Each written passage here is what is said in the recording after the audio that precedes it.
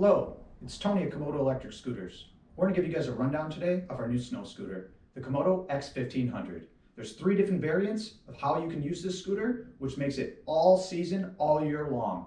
We have a front wheel that comes with it and a rear motor attachment. You also get the front ski attachment and the rear track attachment. Then you can also do the third combination by putting the front wheel in the front and the rear track in back. You get a removable battery pack, hydraulic brakes, and a removable seat. We're going to give you guys a rundown today of all the features of each individual variant. We're going to show you guys the snow attachment for the KOMOTO X1500. You have the sled attachment that you put on front. It has a shock that comes with it. There's metal reinforced underneath the ski attachment that we'll show you later. You have the removable battery pack, the comm lock. You have the removable seat, so if you don't want to use it or not, this is the locking thing for the seat. This is the Gillette connector for the rear motor. Here's your track. Here's the design. Here's the brace for the rear track. Obviously the hydraulic brakes, the throttle. Obviously it folds just like all the other ones yet. Has the front headlight. We're going to show you here too on the track. You can see here how it works. It's basically like there's a motor in here. It grabs these little nudges and it actually flings this around and does that. We do recommend when you are using the snow scooter, snow and ice repellent they use for snow blowers works phenomenal on keeping away ice buildup if you drive in slushy snow. Do not submerge your scooter. Basically driving it through deep water, deep puddles. It's not designed for that. It's waterproof for basically going through, like heavy rain, things like that, but you can't use a pressure washer on it. That's not gonna help. It'll wreck it. Then here on the ski attachment, you can see the piece of metal. If you go over cement or things like that, be careful. Obviously this will wear this down, but it keeps the structural integrity of the ski. Then here's the front shock. That's how that goes on. Look at the rear track attachment here. This is how the rear track is. As you can see, the connector, we have the brace. You can see how well this is built. Pretty tough and strong. We've been abusing them, using them on the ice, the street, the city, all around. So make sure you're aware of that too. You do have the removable battery pack too. That's 30 amp. So the range on a snow scooter is between 20, 25. Really depends on what you're driving in. Slushier snow, you won't get as far as if you were driving in, let's say, nice hard snow, like on a lake that was frozen, or hard snow. When it's too warm, that's another issue where you're gonna run into slush problems building up in the skiing track. Make sure too, in colder weather, you will lose range. So anything below 5 degrees, basically, you're gonna start losing a little bit of range. So that's something you need to think about. And then your range drops, hence the huge battery pack. If you do start in a warm area first, it won't affect it as much. Those are like the main key features of the snow scooter. We're going to show you the next variant.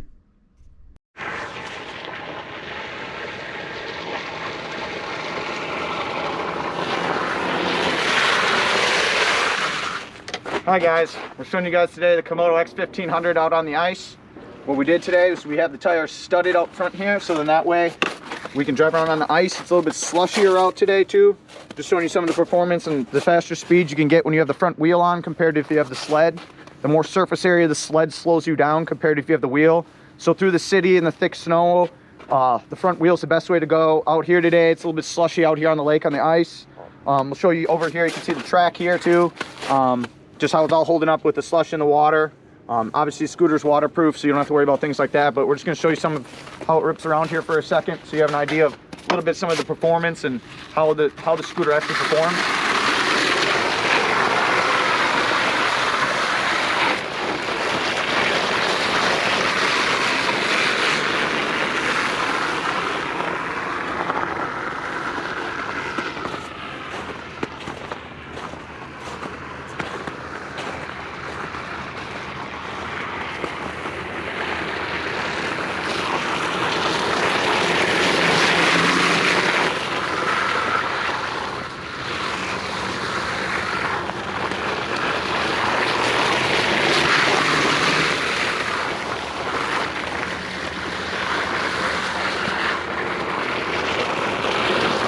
So as you can see, we're out here on the ice, being slushy, we're catching good speeds around 15, 20, pretty reasonable speeds, not super fast. You're not going to get as fast with the track anyways. On grass, when we have done that, we'll show you later too, you can get faster speeds with just the wheel. We're hitting the 25, 30.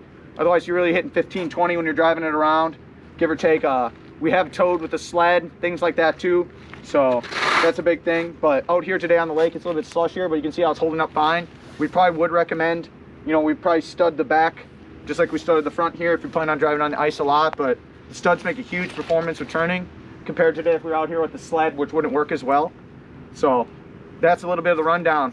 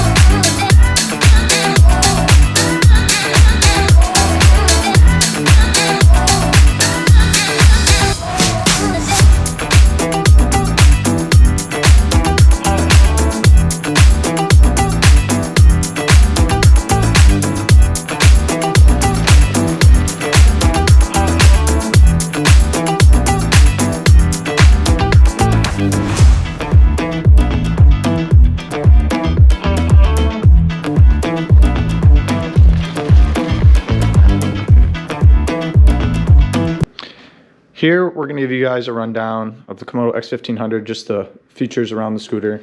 So it has hydraulic brakes, front and back. Obviously, to adjust them, it's this little screw here, and actually brings the pads in and out by this screw. They're better than mechanical. They're not top-of-the-line hydraulic brakes. Something we're probably looking to upgrading and changing on them. They still work very well. They hold up better in the cold than if we had mechanical, so they're not rusting and things like that with the spring. Here's our basic throttle, nothing special, just like other types of throttles. We've tried thumb throttles and things like that too. Bell, just like a Segway, similar stuff. When we turn on the unit here, there's 3 modes to the headlight by double tapping. You know, one, there's bright, then there's minimum, and then there's flashing. So there's 3 light modes on that. The 3 speed modes too. You can adjust that also in the app, your top speeds, which we'll cover more in detail in the app video. You can see here, it's mounted here with dual screws on both sides. When we come down to here, it's a headlight similar to on a NADBot and some of the other ones, pretty bright. Now we're looking over here, here's the ski design. There is a piece of metal underneath the ski that goes through it. Hydraulic brakes, there's a second spring here. All the snow scooters I've seen do not have dual springs, just have a torsion spring. So this actually flexes when you go over bumps and stuff, so that helps a lot. You can see here, that's where the battery switch is to undo it. And that's how so you lift this up, so we turn this. Whoa, whoa, whoa, whoa. I'm gonna make this fall over on us now. All right, and then do that. And then this gets turned horizontally. And then the battery comes out. You can see the connection point there, where it connects there. You know, the on and off switch here for the battery. You know, you always turn that on and off when you try to remove it.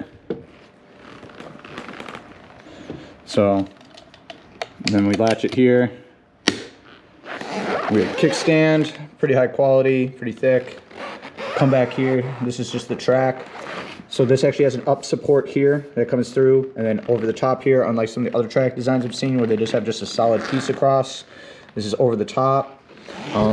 Here in the back, this is how you adjust to tighten it. This little bolt here, if you want to adjust the track to keep the tightness and the tautness when you're setting that up. We do have anti-seize on there too, prevent rust. We did drive out in the city with the salt and stuff. We did see a little bit of rusting in a few spots where the bolts were, but we just put anti-seize on those spots, and that wasn't too big of an issue. But driving through salt, I mean, cars even rust. Here's one of the charge ports. You can see it here. Let me get this open. And there's one on the opposite side, so you can fast charge. Fast charge is 7 to 8 hours. Slow charging is between like 12 to 15. The seat here is removable, so the seat can come out like so, and then covers up there with that little piece of rubber if you don't want to be using it all the time. This tightens there. Obviously that's kind of self-explanatory. You know, the COM here, so you can program it for your battery and lock. And then we can show you here at the folder. Hopefully it doesn't go too crazy on me, but you can see here, this is the screw, and then this too. So as I push this, it's going to come up, and it should pop down, and you see it did its thing. So that's the folder on that, but we don't want to show you too much of that because everybody knows scooters kind of fold. It's not really rocket science. Got the top bolt here for that. It's a dual thing, so at least you don't have to worry about, you know, stem hopefully snapping. Looks pretty sturdy design. We've tested it. It's probably not as like off-roady as some of the other scooters, but you definitely can take it around. And we did a lot of, you know, driving on the ice. You pulled the sled with it with another person inside it. So you can see here just the overall scooter. Give you more of a rundown. Here's the Jolette cable that you can undo. It's waterproof for when you want to switch it to the motor. When you do have the wheel on, you get around like 50 miles range. On here, we're getting between 20 to 25 mile range in snow. Track is pretty thick, strong. You know, it's metal banded in there too, so it's not nylon banded, so you don't have to worry about that. And then you can see the overall design here. Hydraulic brakes, the Tektro rotors that we put on too. And then, you know, your rear shock here and back. So, but that's basically the basic rundown here, so you have an idea of how the scooter looks, how it is, and then we'll show you more of the performance stuff and just a lot of the different types of features that we can do with the scooter, with the app and other things like that that you can do, where you can adjust the speeds and set things like that, because that's how you can make the scooter go a little bit faster. When you put the wheel on, you get a lot faster times with movement than you do with the sled. The sled attachment's a lot slower. It's just due to the larger surface area of the sled. When you have the wheels spinning, it helps you with the momentum and gets you going faster. So with the sled, you're gonna only hit around 15, you know, 20 if you're lucky. We did hit 17, 18 a few times. But most of the time, if you want to go to 20, 25 is with the wheel. That just does better on the ice and it's faster. That's why we studded one. So those are the big key things to think about. And then we're going to give you a little bit of pro and cons here to let you know what are some of the things that are wrong with the scooter and some of the things we like with the scooter.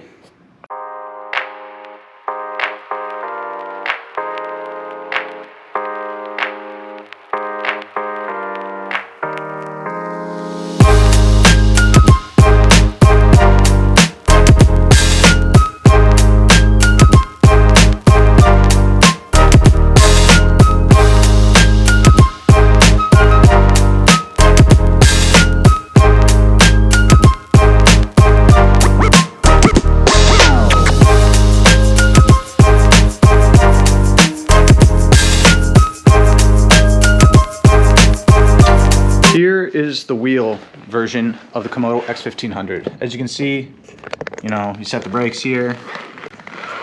There's that, you know, the latch, the kickstand, how this looks too. You know, you can see the connection.